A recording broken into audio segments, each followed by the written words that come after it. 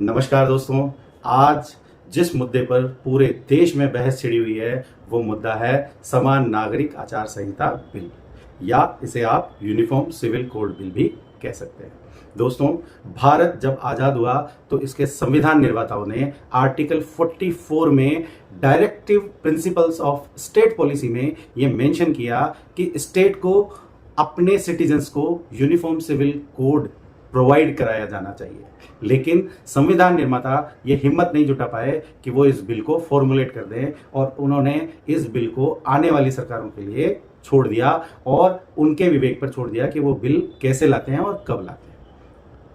इससे पहले कि हम इस यूनिफॉर्म सिविल कोड बिल पर चर्चा शुरू करें, उससे पहले हम आपको ये बताना चाहते हैं कि भारत में अलग अलग समाज के और संप्रदाय के लोग रहते हैं, और उन लोगों के लिए भारतीय संविधान में अलग अलग तरीके की व्यवस्थाएं हैं। जैसे कि हिंदू पर्सनल लॉ,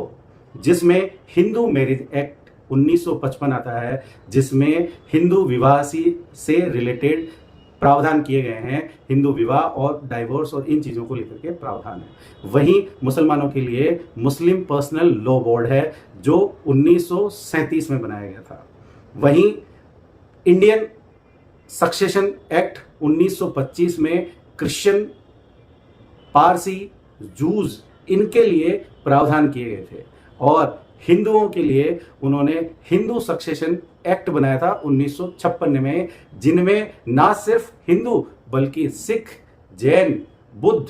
इन सब लोगों के जुड़े हुए जो राइट्स थे उनको लेकर के प्रावधान किए गए। और आज़ादी के 75 सालों के दौरान भी आज तक ये व्यवस्था की गई है कि अगर मुसलमानों से जुड़े हुए कुछ मुद्दे हैं तो वो आप मुस्लिम पर्सनल लॉ के अंडर डिस्कस करेंगे, स्पेशली मैरिज और डिवोर्स का मैटर। वहीं हिंदुओं का मैटर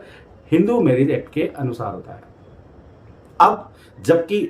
ये मीडिया लीक्स के आधार पर स्ट्रॉन्ग रूमर्स है कि भारत में जो आने वाला मानसून सत्र है, कहीं ना कहीं मोदी सरकार इस बिल को लाने वाली है, और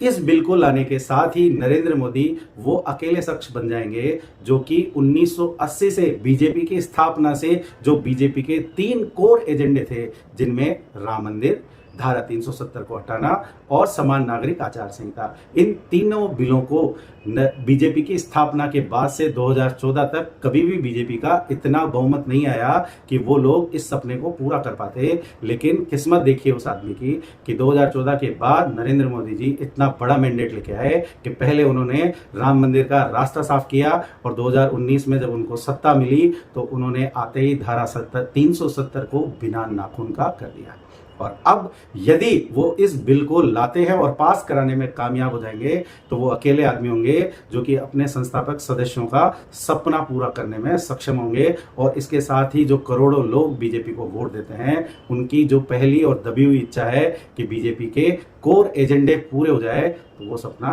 जरूर पूरा हो जाएगा। वहीं एक और इस बिल के विरोध में अभी से विपक्षी दलों के कुछ नेता लोगों को भड़काने वाला बयान दे रहे हैं।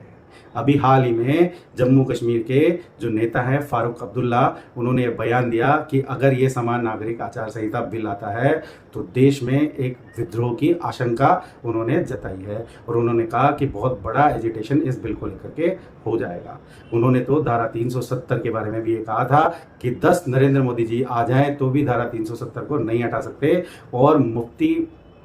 जो महबूबा हैं उन्होंने तो यहाँ तक कहा था कि अगर धारा 370 को हटाया तो जम्मू कश्मीर में भारत का झंडा उठाने वाला भी कोई नहीं रहेगा। लेकिन देखिए नरेंद्र मोदी और अमित शाह का करामात कि उन्होंने धारा 370 को ऐसा कर दिया कि झंडा उठाने वाले तो हैं, लेकिन वहाँ पर जो झंडे के विरोध में जो सुर गाना गाते थे, पत्थर फेंकते थे, वो लोग कहाँ चले गए, लोगों का आज तक पता नहीं। इस बिल के समर्थन में लोगों की एक राय है कि अगर ये बिल आता है तो समानता का अधिकार महिलाओं को मिलेगा, क्योंकि इस बिल में जो 4 प्रावधान हैं उनमें मैरिज, डिवोर्स, मेंटेनेंस और इनहेरिटेंस, इन चारों चीज़ों में अलग अलग धर्म की जो रीतियां हैं उनको छोड़ करके समानता का अधिकार मिल जाएगा, और इस बिल के आने से इन महिलाओं को बराबरी का अधिकार मिलेगा। जैसा कि हिंदू धर्म की महिलाओं को प्रॉपर्टी में हिस्सा हो, चाहे पिता की संपत्ति में हिस्सा हो, या विवाह विच्छेदन के बाद उनको भरण पोषण हो, या उनके बच्चों को जो पिता की प्रॉपर्टी में हिस्सा हो, ये सारे मुद्दे उनको सॉर्ट आउट हो जाएंगे। और नरेंद्र मोदी जी ने तो अभी हाल ही में भोपाल में एक भाषण में ये भी कहा था कि इस बिल का सबसे ज्यादा फायदा यदि किसी को होने वाला है तो वो मुस्लिम महिलाओं को होने वाला है। वहीं दूसरा तर्क जो इन लोगों का है वो ये है कि अगर ये बिल आता है तो लोगों में नेशनल इंटीग्रिटी की भावना जागृत होगी, क्योंकि एक देश अलग विधान होने की वजह से लोग एक देश में तो रहते हैं लेकिन उसमें देश वाली भावना नहीं है। और यदि एक कानून सबके लिए एक जैसा आ जाएगा तो कहीं ना कहीं लोगों में एक देश के प्रति भावना जागृत होगी। दोस्तों, आज का मेरा प्रयास जो है वो आपको इस यूनिफॉर्म सिविल कोड से जुड़ी हुई जानकारियां, इसके पक्ष में तर्क और इसके विपक्ष में जो तर्क है वो भी मैंने आपको बताने की कोशिश की है। आप कमेंट बॉक्स में जाकर के आप इस विषय पर अपनी राय दे सकते हैं और ये विषय में अगर कोई कमियां हैं तो उन कमियों पर रोशनी भी जाकर के आप डाल सकते हैं। यदि आपको ये वीडियो पसंद आता है तो आप इसे अपने दोस्तों और परिचितों के साथ शेयर कर सकते हैं। इसी के साथ आज का विषय मैं यही समाप्त करता हूँ। धन्यवाद। शुभ रात्रि।